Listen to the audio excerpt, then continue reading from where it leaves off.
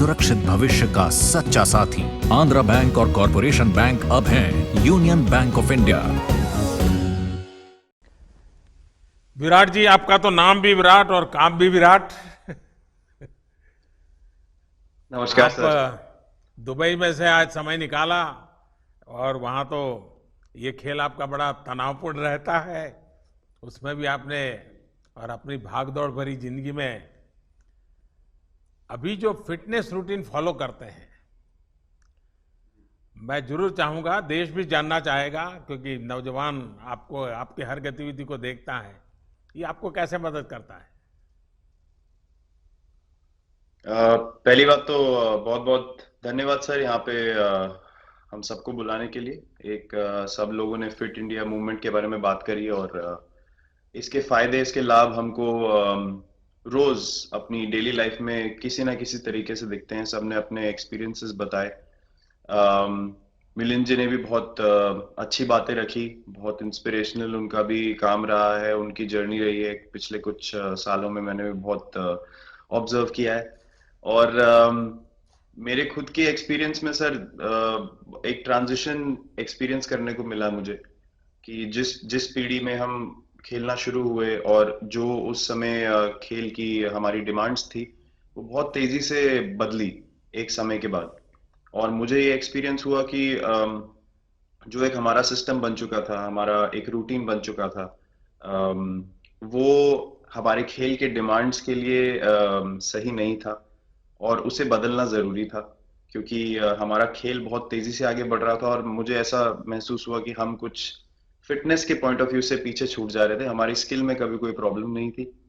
तो एक स्वामी जी ने भी बात रखी, आपने भी बात करी, मिलिंद जी ने भी पहले बताया, एक जो सेल्फ रियलाइजेशन की बात है कि आपको खुद से रियलाइज हो कि मुझे क्या बदलना है अपने अंदर।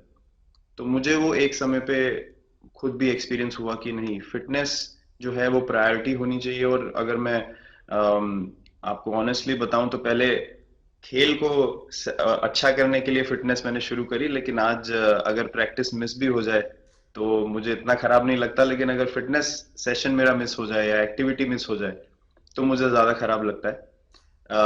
तो इसके फायदे जो हैं तो सर वो सबसे पहले आपको ये जो नया मंत्र जगा, तो दिल्ली के छोले भटूरे का ही बहुत भुगतान हुआ होगा।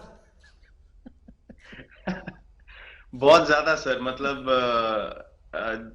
जो अभी हमने थोड़ी देर पहले बात करी कि हमारा जो नेटिव डाइट है, एक जिस रीजन से हम आते हैं उसका जो हम वो खाते हैं, उससे मैंने कभी एक्सपीरियंस नहीं किया कि हेल्थ इश्यूज हुए हो या किसी को कोई बीमारियों का सामना करना पड़ा हो। मेरी खुद के एक्सपीरियंस में मेरी नानी, मैंने बहुत समय तक देखा, इतनी ज्यादा उम्र में भी उनकी हेल्थ हमेशा ठीक रही, हमेशा उन्होंने घर का सिंपल खाना खाया।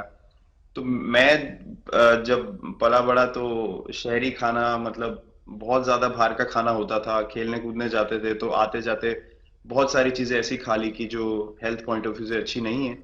तो डाइट का भी एक बहुत बड़ा कंट्रीब्यूशन था, जो डिसिप्लिन नहीं था। तो वो फिटनेस, फिजिकल फिटनेस और डाइट दोनों चेंज करना पड़ा सर। उसकी वजह से ही चेंजेस आने शुरू हुए।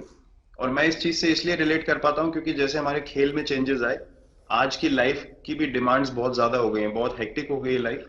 तो अगर हम अपनी फिटनेस को उस पेस के साथ नहीं रखेंगे, सिंक में नहीं रखेंगे, तो हम पीछे छूटते चले जाएंगे। तो अगर हम लोग अपनी फिटनेस को नहीं इंप्रूव करते तो हमारे खेल में भी आज हम बहुत पीछे छूटते चले जाते, क्योंकि आप सिर्फ अपनी स्किल पे डिपेंड नहीं कर सकते। आपका जो मेंटल स्ट्रेंथ है, वो आपका शरीर कितना तंदुरुस्त है और आपका दिमाग कितना तंदुरुस्त है, उस दोनों का एक कॉम्बिनेशन साथ में चलता है। तो अगर मेरा शरीर सपोर्ट नहीं कर रहा है जो मेरा दिमाग सोच रहा है, तो मैं जो करना चाहता हूँ मैं नहीं कर पाऊंगा।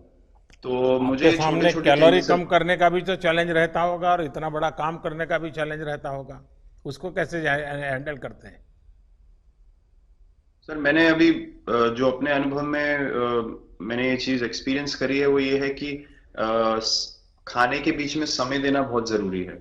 हम लोग बहुत बार खाते हैं और फिर बड़ी मील के बाद वो छोटा पोटा खाते चले जाते हैं पूरा दिन। तो वो जो हमारा सिस्टम है, उसको कहीं प्रोसेस करने का मौका ही नहीं मिलता खाने को, और रात तक हम खाते चले जाते हैं। तो मैं जब छोटा भी था तो 11:30 12 बजे डिनर हो रहा है, उसके बाद मीठा खा के एकदम सो गए, कुछ एक्टिविटी नहीं, कुछ उसके बाद वॉक नहीं। तो आई थिंक ये छोटी छोटी चीजें जो है जो बहुत मैटर करती हैं कि आप अपने अंदर के सिस्टम को भी कितना समय दे रहे हैं उस खाने को प्रोसेस करने के लिए जो आप खा रहे हैं।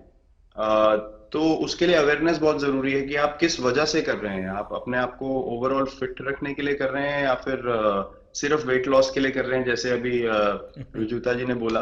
तो प्रायोरिटी बहुत जरूरी है अपने दिमाग में कि आप आपकी इंटेंशन ठीक होनी चाहिए, फिर अकॉर्डिंगली आपके रिजल्ट्स भी वैसे ही आएंगे बाहर। मैंने सुना है कि इन दिनों टीम के लिए एक योयो टेस्ट हो रहा है। क्या ये कैप्टन को भी ये योयो टेस्ट करवाना पड़ता है कि आपको छुट्टी होती है? और योयो टेस्ट होता क्या है? क्या क्या क्या करना पड़ता है? सर टेस्ट ये बहुत जरूरी था फिटनेस पॉइंट ऑफ व्यू से। अगर आप ग्लोबल फिटनेस लेवल्स की बात करें तो बाकी टीमों से हमारा लेवल अभी भी कम है, और हम चाहते हैं कि वो लेवल हम ऊपर लेके जाएं जो एक बेसिक रिक्वायरमेंट है। आज की डेट में हम लोग फोकस करते हैं कि जैसे T20 मैच हो गया या वनडे मैच हो गया, वो एक दिन में खत्म हो जाता है।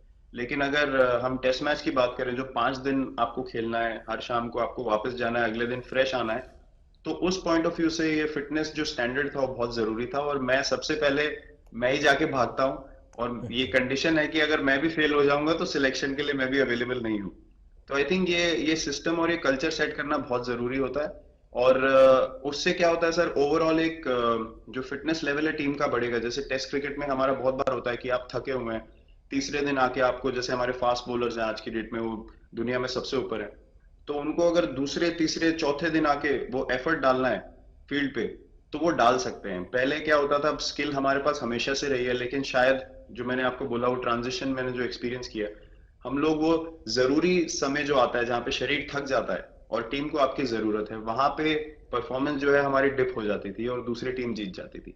आज की डेट में हमारी फिटनेस की वजह से हम वो जरूरी समय में उस चीज को कैपिटलाइज कर पा रहे हैं और हमारे रिजल्ट्स उसी तरीके से आ रहे हैं। तो एक एक sir benchmark I think elite sports में होना जरूरी है, उससे एक फिटनेस विराट कल्चर जी, बना। मैं देख रहा हूं कि आपका टाइम मैनेजमेंट तो है ही है, लेकिन फिर भी आपकी एक्टिविटी इतनी नजर आती है ना, मैं भी कभी कभी फॉलो करता हूँ।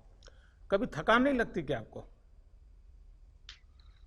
सर थकान अगर मैं ऑनेस्टली आपको बोलूं, थकान हर किसी को होती है। अगर आप फिजिकल एफर्ट करेंगे तो थकान होगी, लेकिन अगर आपका लाइफस्टाइल अच्छा है, अगर आप खा अच्छा रहे हैं, अगर आप फिटनेस रेगुलरली कर रहे हैं, आपकी रिकवरी अच्छी है, तो आपकी स्लीप अच्छी है, स्लीप पैटर्न्स अच्छे हैं, तो आपकी रिकवरी तेज होगी। तो अगर मैं थक रहा हूं और 1 मिनट में मैं दोबारा रेडी हो जा रहा हूं तो वो मेरा प्लस पॉइंट है। तो आई थिंक वो मैंने एक चीज एक्सपीरियंस करी जो बहुत जरूरी हो जाती है। आपका ओवरऑल लाइफस्टाइल कैसा है उसके ऊपर बहुत डिपेंड करता है। विराट जी, बहुत अच्छा लगा मुझे। और मैं आपको, अनुष्का जी को और आपके दोनों के परिवार को निकट भविष्य की शुभ घड़ी के लिए बहुत बहुत शुभकामनाएं देता हूं। धन्यवाद sir, thank you so much.